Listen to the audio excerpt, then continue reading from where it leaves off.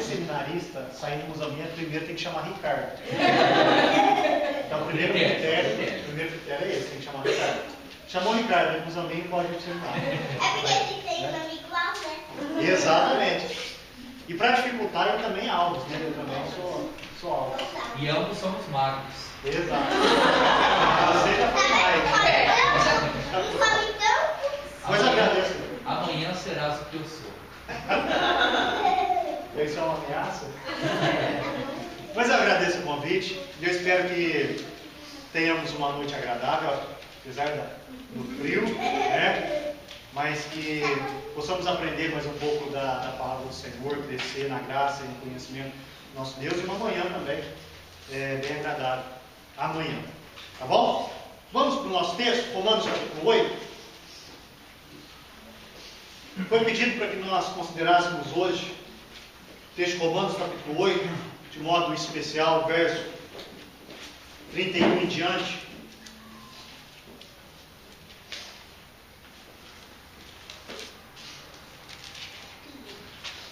Romanos 8, verso 31 em diante.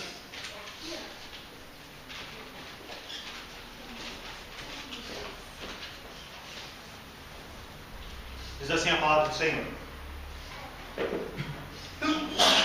Que diremos, pois, à vista destas coisas? Se Deus é por nós, quem será contra nós? Aquele que não poupou seu próprio filho, antes por todos nós o entregou, porventura não nos dará graciosamente com ele todas as coisas? Quem tentará a acusação contra os eleitos de Deus? É Deus quem os justifica. Quem os condenará? É Cristo Jesus quem morreu, ou antes quem ressuscitou, o qual está à direita de Deus e também intercede por nós. Quem nos separará do amor de Cristo? Será tribulação, ou angústia, ou perseguição, ou fome, ou nudez, ou perigo, ou espada? Como está escrito, por amor de ti somos entregues à morte o dia todo, fomos considerados como ovelhas para o matadouro. Em todas essas coisas, porém, somos mais que vencedores por meio daquele que nos amou. Porque estou bem certo de que nem a morte, nem a vida, nem os anjos, nem os principados, nem as coisas do presente, nem do porvir, nem os poderes, nem a altura, nem a profundidade, nem qualquer outra criatura poderá separar-nos do amor de Deus que está em Cristo Jesus, nosso Senhor. Vamos orar? Soberano e eterno Deus, nosso amado Pai, queremos, Senhor Deus, te louvar por essa noite, Pai. Te louvar pela tua igreja, que o Senhor reúne mais uma vez para que, juntos, Senhor Deus, estejamos diante da tua santa presença, com o propósito de adorar o teu santo e bendito nome, Pai. Mas agora, Senhor Deus, que a tua palavra foi lida, nós pedimos ao Senhor que o Senhor fale aos nossos corações, Pai. Queremos ser alimentados pela tua palavra, queremos, Senhor Deus, ser tocados pela tua palavra, e que as verdades, Senhor Deus, do teu evangelho, elas penetrem no mais profundo do nosso coração, nos tragam, Senhor Deus, a convicção da salvação que nós temos em Cristo, Pai. Nos faça, Senhor Deus, ter a certeza que em Cristo nós já somos mais do que vencedores, Pai. Muito obrigado pelo teu povo que hoje se reúne e pela oportunidade que o Senhor nos concede, Pai, de poder compartilhar, Senhor Deus, das nossas experiências e daquilo que o Senhor tem nos dado. Amém. Eu te louvo e te agradeço em nome de Cristo Jesus. Amém. Amém. Bom, meus amados, eu sei que Ricardo, como bom corintiano que é, né, fanático, eu tenho certeza que ele fica ansioso quando o Corinthians joga para saber o resultado, né? Então ele está ali no culto, está ali na igreja, mas ele não tem contato com o resultado, ele vai ficar sabendo em casa, né?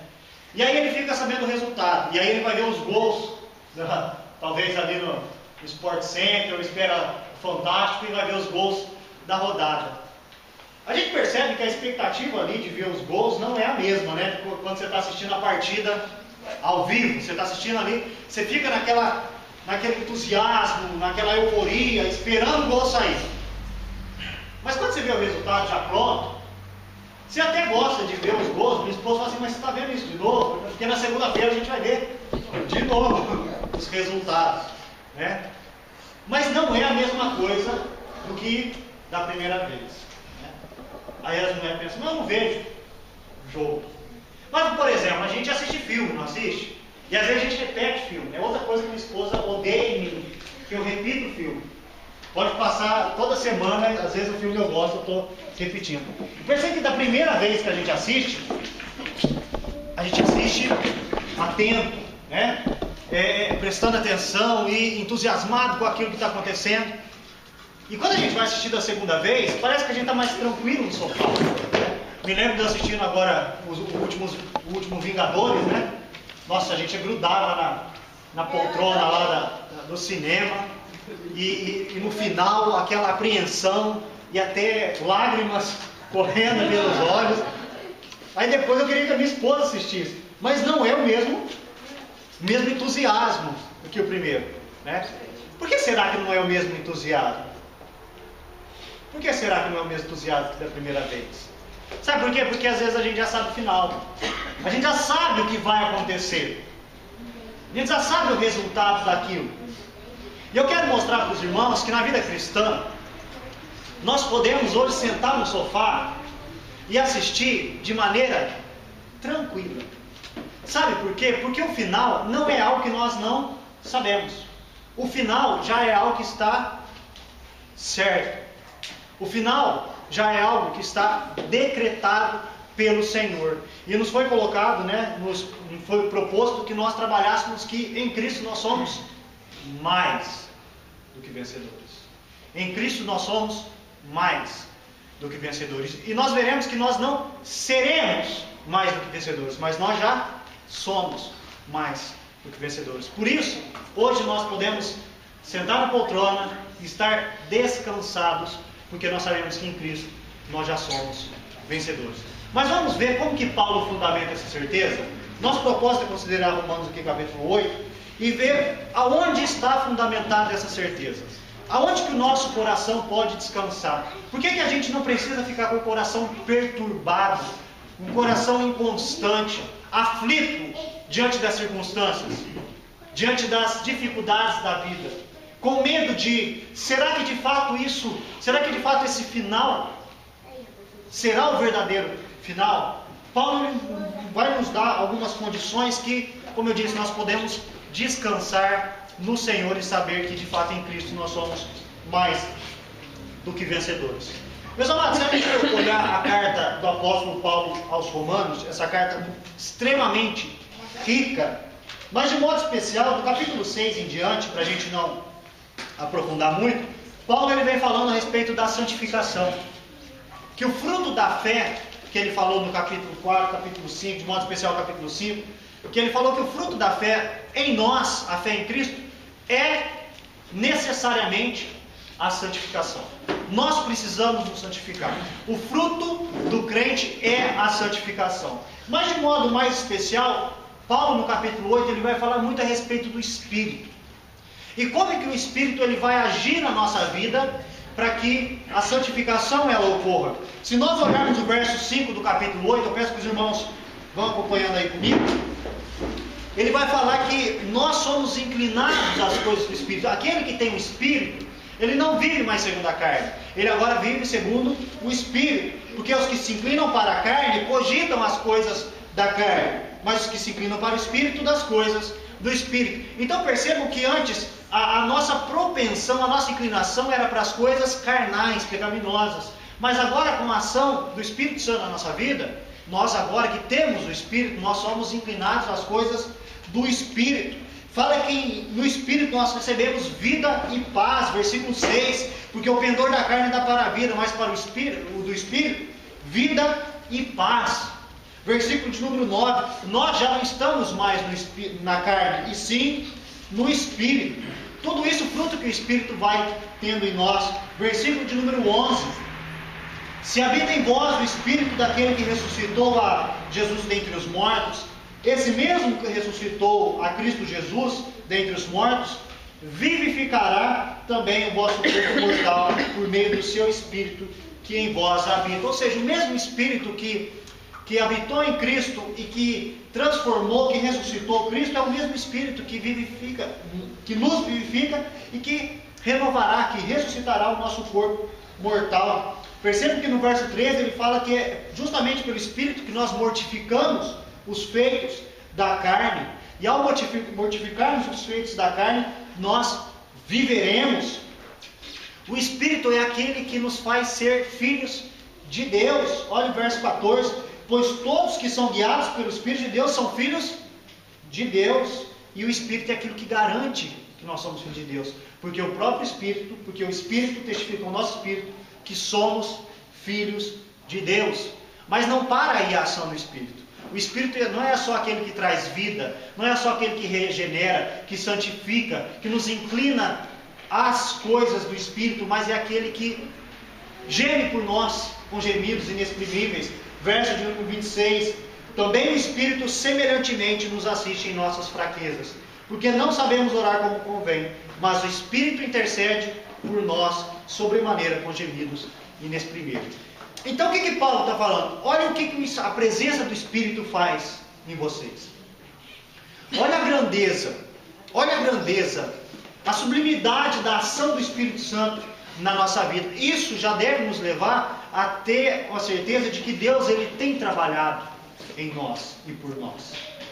Deus nos deu o seu Espírito. Desde o começo, a Ele que aplica a obra de Cristo e Ele que vai sustentando. Como Paulo fala em Efésios, Ele é o penhor da nossa salvação. Mas Paulo ele quer que nós tenhamos essa certeza, essa segurança em Cristo. E aí no nosso texto, Paulo ele vai fazer isso fazendo 4 perguntas. E nós veremos como que ele trabalha essas perguntas. A primeira pergunta está no verso de número 31, que ele vai dizer: que diremos, pois, à vista destas coisas? Se Deus é por nós, quem será contra nós? Que diremos, pois, à vista dessas coisas? Que coisas? Que coisas são essas? À vista do que Paulo está dizendo? Das afirmações que ele fez anteriormente, do verso 28 em diante. Do verso 28 em diante, Paulo ele traz algumas coisas que Deus fez por nós que devem ser relevantes para a nossa vida, que nós devemos entender como provas do amor de Deus por nós e da salvação que nós temos em Cristo. Porque ele vai falar: sabemos que todas as coisas cooperam para o bem daqueles que amam a Deus, daqueles que são chamados segundo o seu propósito. Porquanto os que de antemão conheceu, e esse conheceu também pode ser entendido como aqueles que ele amou, né? Aqueles que ele amou, aqueles que ele de antemão conheceu, esse também predestinou para serem conformes à imagem de seu Filho, a fim de que ele seja o primogênito entre muitos irmãos. E aos que predestinou, a esse também chamou. E aos que chamou, a esse justificou. E aos que justificou, a esse também glorificou. Isto é à vista dessas coisas. Ou seja, à vista dessas coisas, dessa certeza, dessa obra de Deus que nos amou, nos conheceu, que nos predestinou na eternidade, que nos chamou no tempo e na história, que nos justificou por meio da obra de Cristo, e que Ele nos dá a certeza da glorificação. Ele diz: à vista dessas coisas, se Deus é por nós, quem será contra nós? Se Deus já fez tudo isso por nós, quem será contra nós? Se aquele que é todo poderoso, Ele já fez tudo isso, será que alguém tem o poder suficiente para ir contra aquilo que Ele já fez? Mas nós temos que tomar cuidado com uma coisa, porque nós devemos pensar também do contrário. Se por um lado, se Deus é por nós, porque a pergunta de Paulo aqui é retórica, ele quer nos induzir, Paulo está nos induzindo a dizer: ninguém. Se Deus é por nós, quem será contra nós? Vamos pensar da seguinte maneira: e se Deus for contra nós, quem será por nós? Quem será o nosso favor? Se o Todo-Poderoso for contra nós, quem será o nosso favor? Então, meus amados, um alerta para nós: não queiramos ser esses que Deus é contra. E existe esses que Deus é contra. É interessante que quando a gente olha, por exemplo, Um exemplo disso é no tempo de Malaquias. Malaquias capítulo 1, o Senhor falando para Edom, ele diz: povo contra quem o Senhor está irado para sempre. Povo contra quem o Senhor está irado para sempre. O Senhor era contra os edomitas. E aí é interessante que quando a gente vê Obadias, né, que fala bastante de Edom, eles falam: olha, Deus destruiu o Edom, e aí eles dizem: nós reconstruiremos. E aí Deus diz: se eles reconstruir, eu vou lá e destruo de novo. Sabe por quê? Porque é povo de perversidade, é povo contra quem o Senhor está irado para sempre. Mas nós não somos esses. Nós não somos descendentes dos edomitas. Nós não somos desse povo contra quem o Senhor está irado para sempre. Paulo está falando para aqueles que o Senhor é a favor deles. Então, a justificativa de Paulo é essa: se Deus fez, à vista de todas essas coisas, se Deus é por nós, quem será contra nós?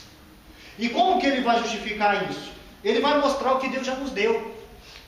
O que Deus já nos deu. Então ele falou do amor, ele falou da predestinação, ele falou do chamado, ele falou da justificação, da glorificação, mas tudo isso se resume na obra de Cristo. Porque no verso 32, ele fala: aquele que não poupou o seu próprio filho, antes por todos nós o entregou, porventura não nos dará com ele juntamente, não nos dará graciosamente com ele todas as coisas. Percebam que a argumentação de Paulo é a seguinte: ele parte daquilo que é maior, mais precioso, e vem para as coisas menores. Se Deus não poupou o seu próprio filho, que é maior do que tudo, que é o que há de mais importante, de mais grandioso, de mais belo, aquilo que Deus tinha de mais precioso, se Deus não poupou o seu próprio filho, antes nos entregou o seu filho em favor de nós, será que Deus vai nos deixar faltar alguma coisa? Percebam, se Ele nos deu aquilo que é maior, Ele vai nos negar aquilo que é menor? Percebam que a pergunta de Paulo é para nos induzir a uma resposta que nós tenhamos a certeza de que não. Se Deus me deu Cristo, eu tenho tudo em Cristo. Eu tenho tudo o que eu preciso em Cristo. Tudo que eu necessito para a minha salvação me é dado através de Cristo. Então a primeira pergunta que Paulo faz é: se Deus é por nós, quem será contra nós? A resposta é: ninguém. Tudo que eu necessito, Deus já providenciou. Segunda pergunta de Paulo: quem tentará acusação contra os eleitos de Deus? Quem tentará acusação contra os eleitos de Deus? Será... Quem é o nosso acusador?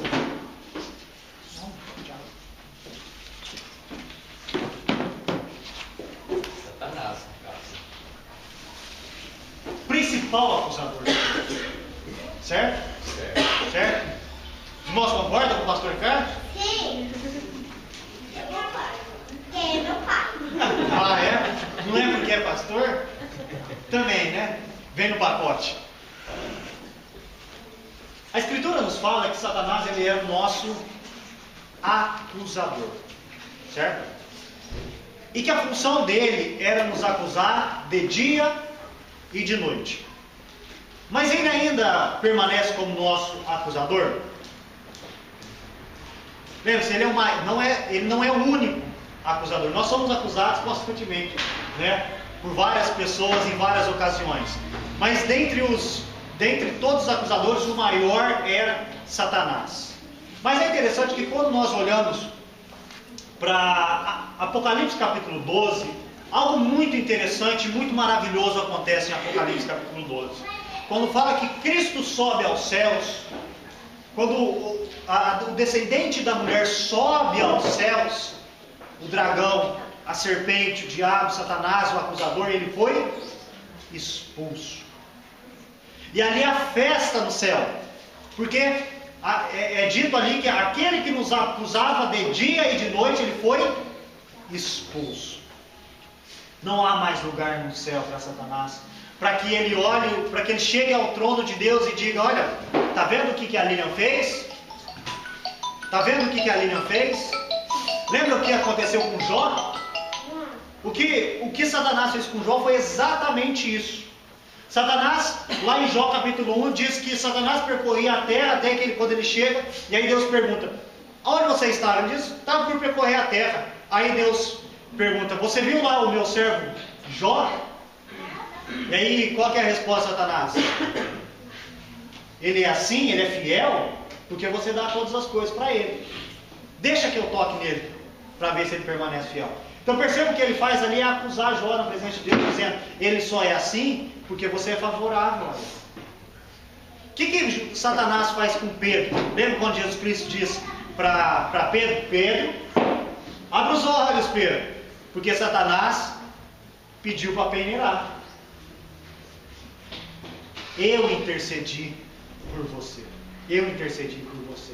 Então Satanás de fato ele tinha essa função de acusador. E percebam que troca maravilhosa que existe. Porque sobe um advogado e desce um acusador. Sobe o advogado que é Cristo e desce Satanás, o nosso acusador. E por isso, Paulo ele vai falar em Romanos capítulo 8, versículo 1. Nenhuma condenação há para aqueles que estão em Cristo Jesus. Porque ele vai argumentar no final do versículo 33, é Deus quem o justifica. É Deus quem o justifica. Então quando alguém vai nos acusar, por exemplo, quando Satanás ia nos acusar, é como se Cristo dissesse agora: já foram justificados. O preço já foi pago. Eles não devem mais nada, porque Deus os justificou. Perceba que não é a nossa justiça, é a justiça de Cristo. É Deus quem nos justifica através de Cristo.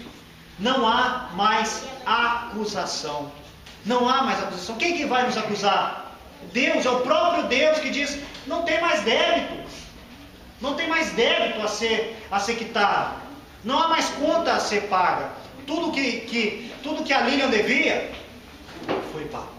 Então não há mais acusação. Terceira pergunta: quem os condenará? Quem os condenará? E olha que tem muita gente que tem vontade de nos condenar, né? Você sabe, por exemplo, minha esposa, essa sabe dos meus erros, essa sabe das minhas falhas, essa que poderia me condenar. Falar assim: olha, Ricardo, é isso, é aquilo. A minha filha, né? O conselho da igreja, os membros da igreja, a sociedade, né?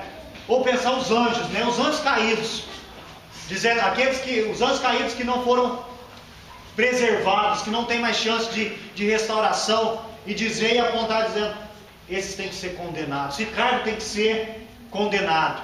Quem os condenará? Será que alguém pode nos condenar? Sabe por que não? Porque Paulo ele vai trazer 4 motivos fundamentados na obra de Cristo. Sabe por quê? Porque ninguém pode nos condenar. Porque é Cristo quem morreu. Porque a condenação que eu merecia, Ele pagou. A morte que eu merecia morrer, Ele morreu em meu lugar. Foi Cristo quem morreu. Se alguém diz: esse merece a morte, se alguém me acusa e diz que eu mereço ser condenado, Cristo morreu no meu lugar. Cristo que morreu. Mas Ele não só morreu, Ele ressuscitou. Ele ressuscitou. Perceba que Ele fala da morte, Ele fala da ressurreição, Ele fala que hoje a ascensão de Cristo, que Ele subiu aos céus e hoje está sentado à direita de Deus, e hoje Ele intercede por nós. Quem vai me condenar? Se Cristo morreu, ressuscitou e na ressurreição me deu uma nova vida. Se hoje é Ele que está sentado ao trono, ao lado de Deus, e intercede em mim. Lembra que João fala na sua primeira carta, capítulo 2: filhinhos, essas coisas eu escrevi para que não pequeis. Mas, se todavia pecardes, vocês tem um advogado junto ao Pai, Cristo Jesus. Olha o quanto que Paulo ele traz segurança para o nosso coração. O quanto que nós, em Cristo, nós podemos ter essa certeza, essa convicção, essa segurança da salvação. Porque ele diz: quem vai condenar vocês? Cristo já morreu, ressuscitou, está sentado à destra de Deus e hoje intercede por vocês. Não há mais condenação para aqueles que estão em Cristo Jesus. Não há mais condenação para aqueles que estão em Cristo Jesus. E a quarta pergunta: quem nos separará do amor de Cristo? E Paulo ele vai trazer duas listas, a primeira no verso 35 e a segunda no verso 38 em diante. Mas nessa segurança que nós temos em Cristo, quem vai poder nos separar? Ele traz aspectos externos, né? Será a tribulação? Olha, se alguém foi atribulado, foi Paulo. Olha o homem que passou por tribulação. Nós, se pegar o que ele passou ali na segunda carta aos Coríntios, nas listas, tem 3 listas do sofrimento de Paulo. Olha o homem que passou por tribulação, homem que passou por angústia, homem que passou por perseguição, um homem que passou por fome, por nudez, pelo perigo por causa do Evangelho e até mesmo pela espada. Mas será que é isso que vai nos separar do amor de Cristo? Não foi isso que separou Paulo. Paulo ele passou por todas essas coisas, por todas essas aflições externas, e isso não separou Paulo do amor de Cristo. Se a gente pular aí um pouquinho, verso de número 38 em diante, ele vai trazer outra lista, que ele vai falar: porque eu estou bem certo de que nem a morte, nem a vida, nem o perigo de morte, nem a própria morte, mas também nem a vida, nem as coisas da vida. Sabe as coisas que tanto nos enfeitiçam aqui? Que nos prendem a esse mundo? Paulo está dizendo: isso não pode separar do amor de Cristo. Aquele que é cristão de fato, ele não, né, as coisas da vida vai separá-lo do amor de Cristo. Nem a morte, nem a vida, nem os anjos, nem os principados. Ele traz os anjos, poderes espirituais, principados, poderes terrestres. E lembre-se que Paulo foi aquele que estava debaixo do domínio romano, que foi preso pelo domínio romano. Mas ele continua: nem as coisas do presente, mas também nem as coisas futuras, nem as coisas do porvir. Paulo está apontando para todo lado. Se a gente continuar, ele vai falar: nem os poderes, nem a altura, nem a profundidade, nem as coisas do presente, nem futuras, nem altura, nem profundidade. E ele resume de que forma? Nem qualquer outra criatura. Seja o que for que exista, no céu, na terra, quer espiritual, quer material, nada que exista na face desse mundo, tanto no céu quanto na terra, pode nos separar do amor de Deus que está em Cristo Jesus. E é por meio dessa obra, dessa certeza, que ele diz: por isso em Cristo nós somos mais do que vencedores. Nós somos mais do que vencedores. Nós já somos mais do que vencedores. Porque não é algo futuro. A obra de Cristo não é algo futuro. É algo que já existe, que já é aplicada em nós. E percebo que todas essas coisas, elas vão colaborar para essa certeza. Lembra, quando nós falamos que versículo 35 ele fala dessa lista, e essa certeza que nós temos no verso 37, de que nós somos mais do que vencedores, é porque no verso 28 ele já disse: porque nós sabemos que todas as coisas cooperam para o bem daqueles que amam a Deus. Nada disso, nem tribulação, nem angústia, nem perseguição, nem fome, nem nudez, nem perigo, nem espada, nem nada disso é contra nós. Na verdade, tudo isso Deus usa, por incrível que pareça, e por mais difícil que seja de entender, Deus usa ao nosso favor. Porque nós sabemos que todas as coisas, elas estão cooperando, elas estão concorrendo, elas estão nos ajudando a para o bem daqueles que amam a Deus, para nos aperfeiçoar.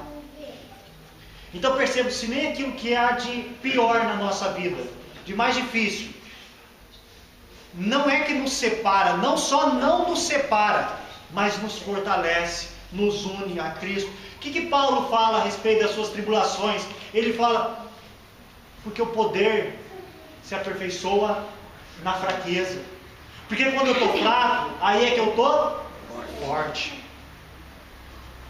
Tudo que Paulo passava, ao invés de separá-lo do amor de Cristo, o aproximava mais de Deus. Isso é uma coisa que nós temos que aprender na nossa vida. E que isso vem com o tempo, isso vem com a experiência, experimentando as coisas. Paulo, em Filipenses capítulo 4, verso 11 diante, ele diz, eu aprendi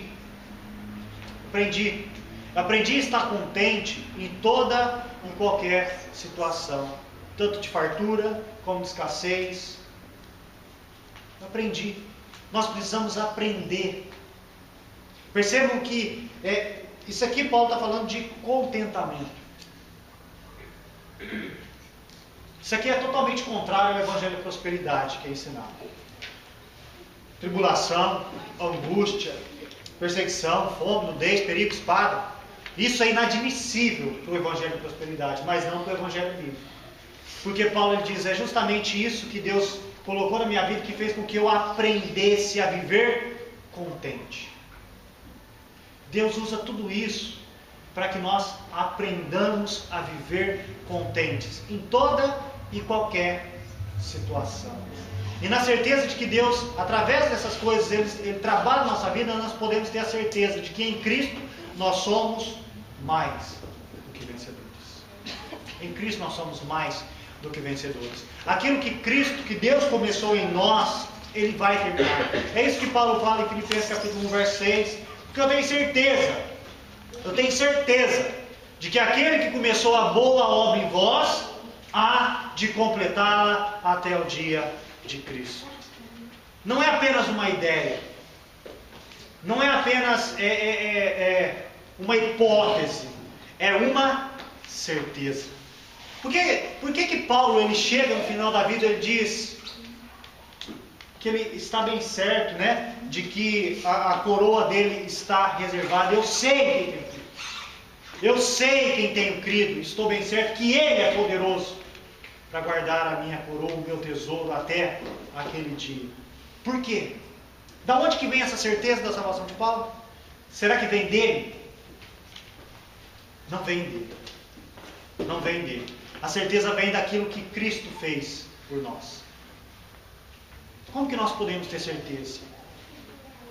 Olhando para a obra de Cristo. Como que eu posso... Quando eu falo, no começo, quando eu disse sentar no sofá, não estou falando de comodidade, tá? Falando que agora você aceita Cristo como seu Senhor e Salvador, cruza os braços e senta na janelinha e deixa a vida me levar. Não é isso que eu estou falando. Estou falando de viver em paz. Nós vivemos um tempo em que nós encontramos muito crente frustrado. Sabe por que a gente encontra muito crente frustrado? Porque não olha para Cristo. Porque ele acha que todo o poder, que toda a capacidade, que todo o recurso está nele. E aí quando ele cai, quando ele fica fraco, ele se entristece, ele desanima. Mas quando nós olhamos para aquilo que Cristo fez e a certeza, as garantias que nós temos em Cristo, nós podemos agora descansar, tranquilo. Agora eu tenho paz, agora eu posso viver em paz. Esse Espírito vai me dar paz e vida. Esse Espírito vai me dar paz e vida, porque Deus fez todas essas coisas por nós. E por isso, em Cristo nós somos mais do que vencedores. Se Deus fez tudo isso, será que Ele não vai completar? Há outras passagens que nos afirmam isso, né? A nossa irmã leu 1 Pedro, mas 1 Pedro, capítulo 1,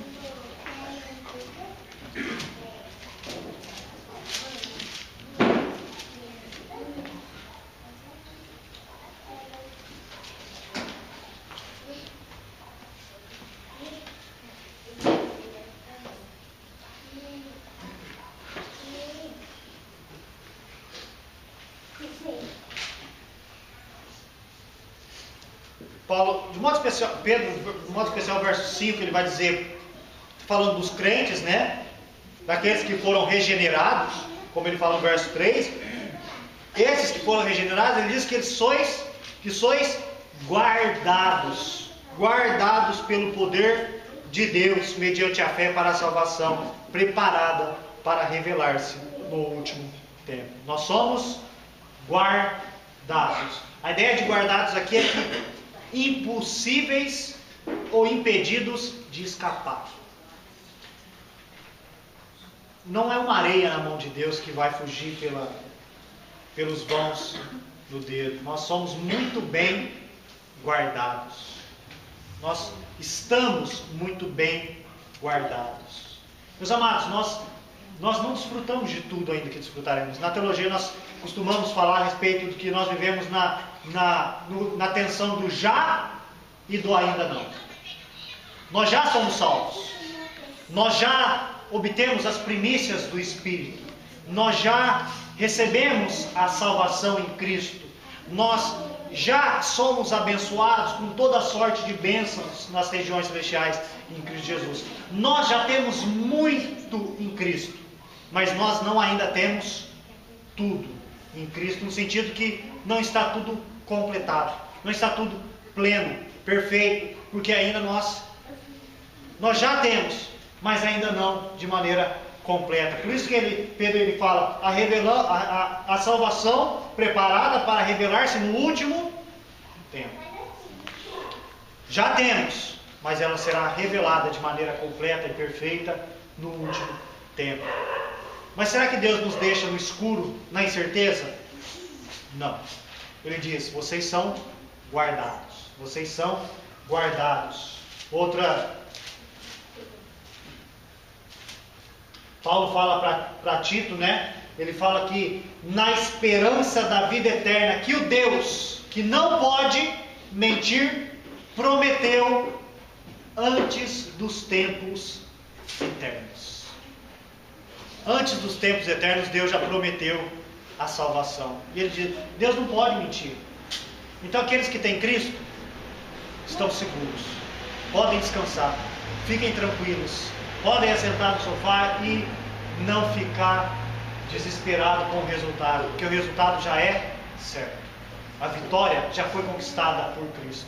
E em Cristo nós somos já mais do que vencedores. Não é, por exemplo, o próprio Jesus Cristo fala, João capítulo 16, verso 33, ele fala assim, no mundo tenho-vos dito essas coisas para que tenhais paz em mim. No mundo vocês terão aflição, mas tem de bom ânimo, porque eu venci o mundo. A nossa vitória não está em nós, mas está em Cristo. Em Cristo. Eu espero que os irmãos estejam firmados em Cristo. Eu espero que a fé dos irmãos esteja firmados única e exclusivamente em Cristo. Que vocês olhem para a obra de Cristo e para aquilo que Deus fez e para aquilo que o Espírito Santo tem feito na vida de vocês. E vocês descansem. E saibam que Deus tem guardado vocês.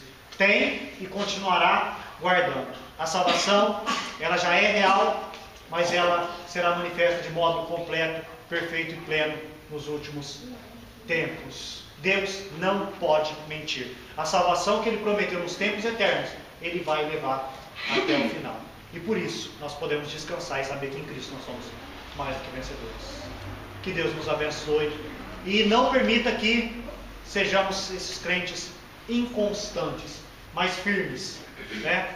Que sejamos o povo abençoado por Deus e não o povo contra quem o Senhor está irado para sempre. Amém? Amém.